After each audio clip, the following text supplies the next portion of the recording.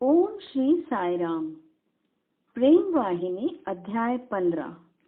संस्कारों के अनुसार जीवन एक यात्रा है। लोग अनेक कार्यों में मग्न रहते हैं और वे विभिन्न कार्यकलापों में व्यस्त रहते हैं, पर यह सर्वविदित तथ्य है, इनकी संख्या इतनी अधिक होती है कि कभी-कभी व्यक्ति को 24 घंटे की अवधि अपने दैनिक कार्यों को निपटाने के लिए बहुत ही छोटी प्रतीत होती है। खाना, पीना, अध्ययन, चलना, बैठना, इसके अतिरिक्त कल्पना करना, घृणा करना, शेखी मारना, प्रशंसा करना, रोना, हंसना, आशा और निराशा करना, सभी प्रकार के अनंत कार्य चलते रहते हैं। जीवन की अवधि इनसे परिपूर्ण रहती है और ये सब कार्य मस्तिष्क से निकट संबंध रखते हैं। इससे जीवन संस्कारों का समुच्चय बन जाता है, जिसका प्रभाव चरित्र और व्यक्तित्व पर भी पड़ता है।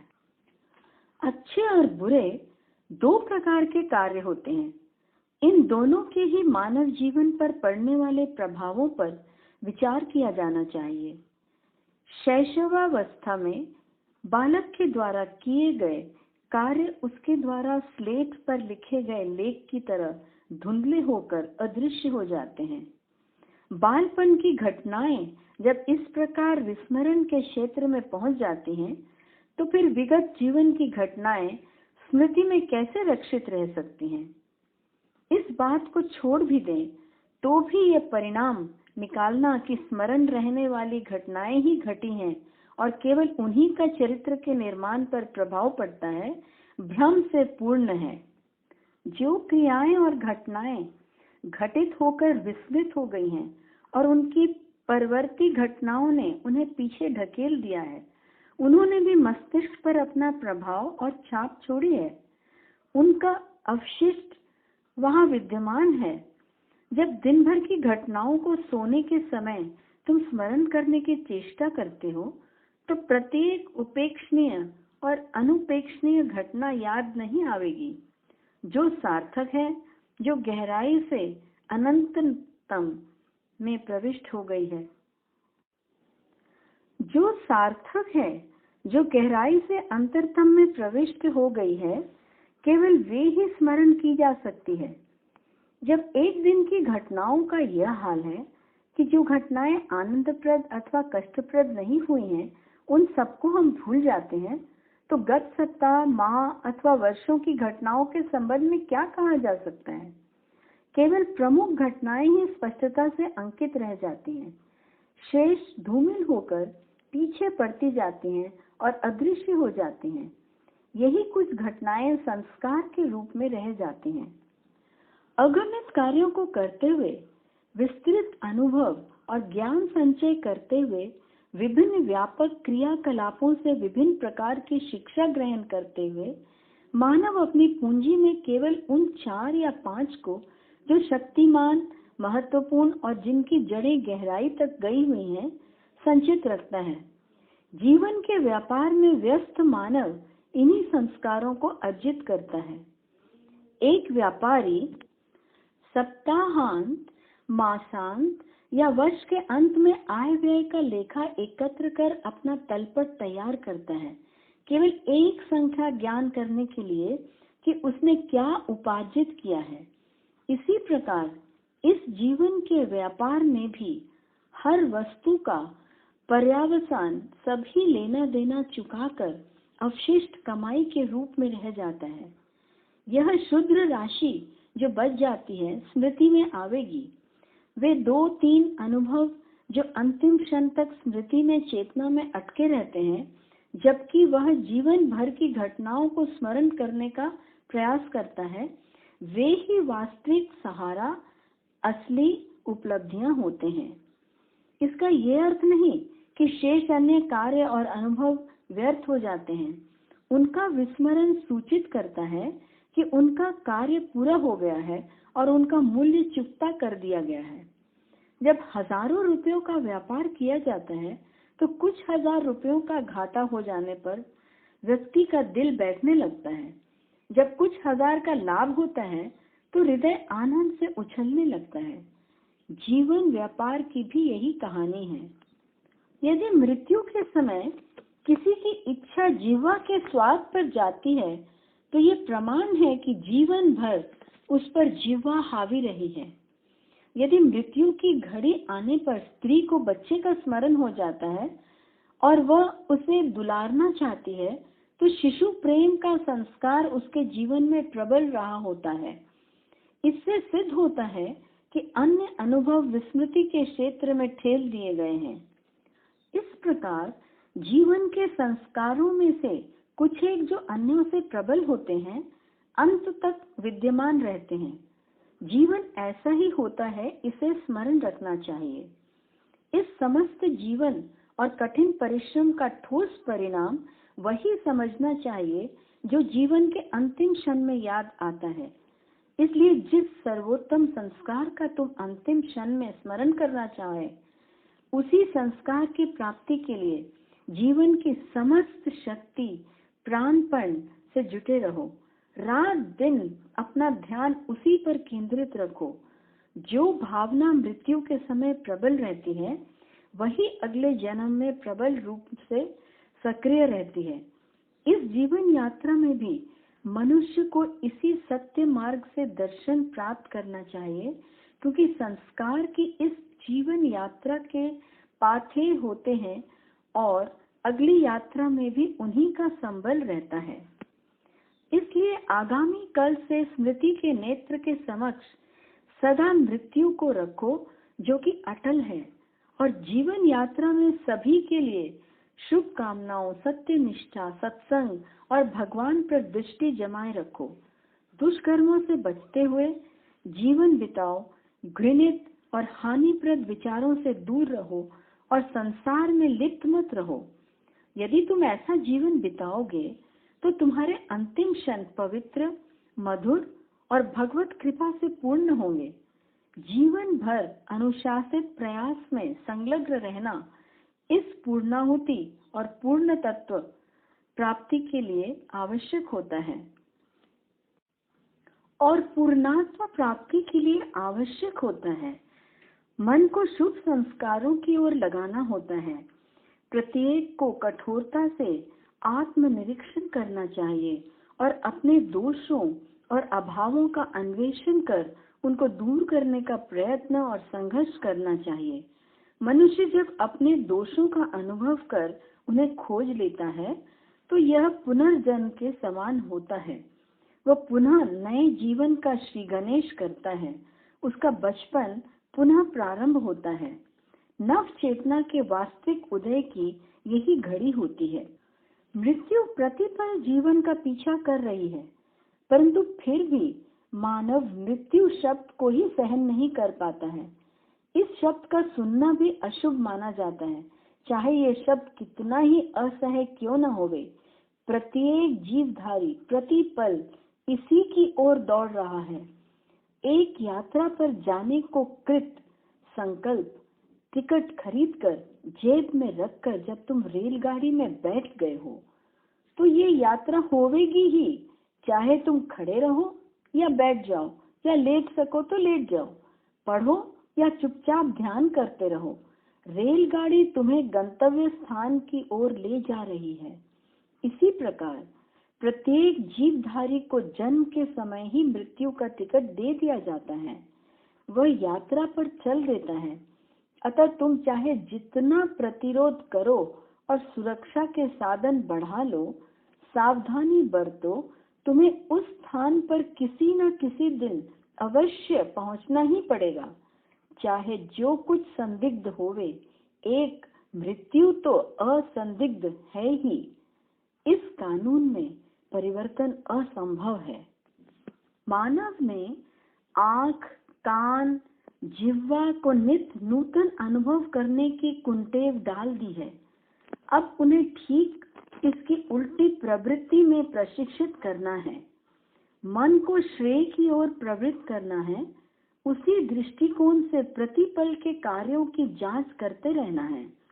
ऐसा प्रत्येक कार्य रुखाने की एक चोट के समान मानव रूपी चट्टान में से एक व्यक्तित्व को निखारता है। गलत चोट इस मूर्ति को खंडित अथवा विकृत भी कर सकती है। इसलिए नन्हे से नन्हा कार्य भी बड़ी सावधानी और भक्ति भावना से किया जाना चाहिए। डूबते को तिनके का सहारा भी कभी कभी उबार लेता है। इसी प्रकार संस्कार के समुद्र में गोते खाते हुए व्यक्ति को किसी के बोले हुए कुछ कल्याणकारी शब्द भी बड़े सहायक सिद्ध हो सकते हैं। कोई भी सत्कार्य व्यर्थ नहीं होता है, न ही एक असत्य कार्य का लेश मात्र भी अपना अमिट प्रभाव रहता ही है। इसलिए असत्य कार्य को लेश मात्र भी अपने द्वारा न होने दो। अपने नेत्रों को पवित्र रखो, अपने कानों को भगवान के वचनों और भक्ति के कार्यों की कहानियों से सदा परिपूर्ण करते रहो। उन्हें पर निंदा सुनने का कभी अवसर न दो।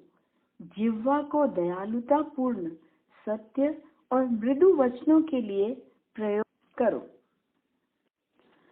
जिह्वा को दयालुता पूर्ण सत्य और मृदु वचनों के लिए प्रयोग करो। ये तुम्हें सदा भगवान का स्मरण कराती रहें। ऐसे निरंतर प्रयास से तुम्हें अवश्य ही विजय प्राप्त होगी। ऐसे पवित्र संस्कारों को प्राप्त करने के लिए व्यक्ति को सदा उच्च विचार, उदात्त भावना की धारा को निरंतर निर्बाध रूप से प्रवाहित करते रहना चाहिए। हाथों का सत्कर्म के लिए ही प्रयोग करना चाहिए। हृदय में भगवान का नाम और बाहर स्वधर्म का आचरण चालू रहना चाहिए।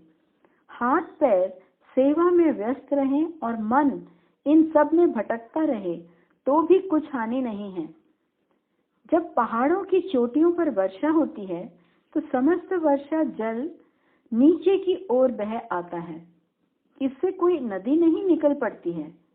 जब किसी प्रकार जल एक ही दिशा में बह निकलता है तो पहले एक सोता, फिर एक धारा, फिर एक तीक्ष्ण धार और अंत में एक उफनाती नदी का रूप बन जाता है और वह वर्षा का जल समुद्र तक पहुंच जाता है।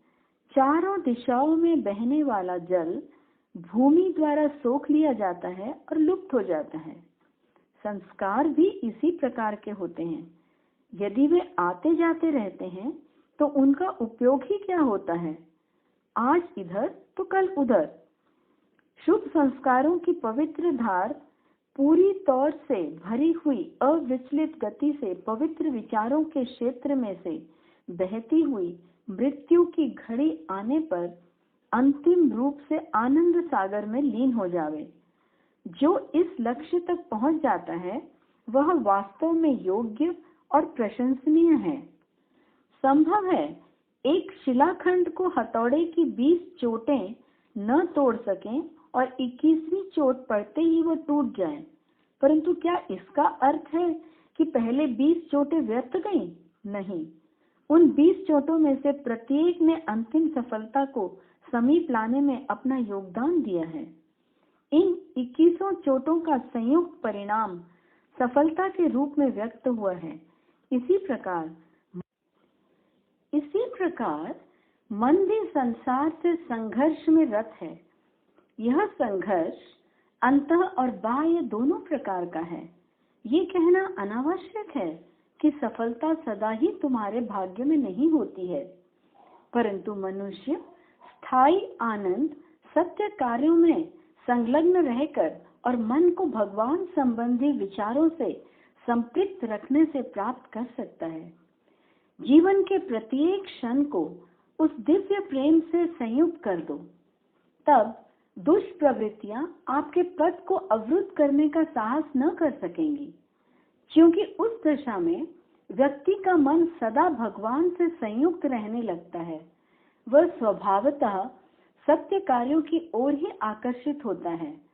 सभी साधना का एक ही लक्ष्य मन का विनाश होता है, तो किसी न किसी दिन किसी सत्य कार्य को इस मन के विनाश करने में सफलता प्राप्त हो जाएगी। ठीक उसी प्रकार जैसे कि 21वें प्रहार में शिला टूट गई, इस विजय के लिए भूतकाल में किए गए सभी सत्कर्मों ने योगदान दिया। हर नन्ही से नन्ही क्रिया का महत्व होता है। कोई सत्य कार्य व्यर्थ नहीं होता है। आध्यात्मिक क्षेत्र में संघर्ष करते हुए तुम स्वयं परमेश्वर को ही अपना त्राणकर्ता मानो। बच्चे में साहस उत्पन्न करने के लिए माँ उसे कुछ पग चलकर लौटने को फुसलाती है, परंतु वह बच्चे को किसी भी दिशा में गिरकर चोट खा जाने से बचाती रहती है। यदि वह लड़खड़ाकर संतुलन खोने लगता है, वह पीछे से झपटकर उसे गिरने से पहले ही पकड़ लेती है। ईश्वर भी जीव पर अपनी निगाह रखता है। वो मानव रूपी पतंग की डोर अपने हाथ में लिए रहता है। वो कभी इस डोर को खींचता है, कभी ढील देता है, परंतु वो चाहे जो करे सदा आश्वस्त और निश्चिंत रहो, क्योंकि डोर तो स्वयं भगवान ने अपने हाथ में पकड़ रखी है। ऐसा विश्वास सदा रहने से, ऐसी भावना संस्कार रूप में घनीभूत हो जाने से तुम्हें प्रेम रस की अनुभूति प्राप्त होती है। प्रेम और कृपा का संबंध ही डोर है।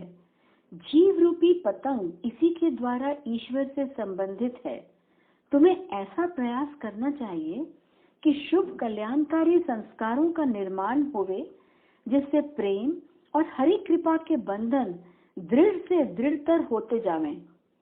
संस्कारों के द्वारा ही जीव का उत्थान पतन होता है। उन्हीं सीढ़ियों के द्वारा सभी जीव अपने लक्ष्य तक पहुंचते हैं। संस्कारों के द्वारा ही जीव हानि और शोक मंझाकर पार निकलने में समर्थ होता है। शुभ संस्कारों से ही मानव भगवान को प्राप्त कर पाता है। इसलिए प्रत्येक जीव को सत्कर्म में पूर्ण रूपेण व्यस्त रहना चाहिए। सत्कर्म ही प्रमाणित पूजा है। भगवान को स्मरण करने का ये सर्वोत्तम ढंग है। यही सबसे उच्च कोटि का भजन है। इससे बिना किसी भेदभाव और मतभेद प्रेम का प्रसार होता है। जो कार्य जीव कर्तव्य भावना से करता है, वही सेवा होती है। ऐसे कर्मों में सदा संलग्न रहो। भगवान के चिंतन में निर्बाध रूप से आनंदित हो। जिस लक्ष्य पर तुम्हें पहुंचना है, यह राजपथ वही को जाता है।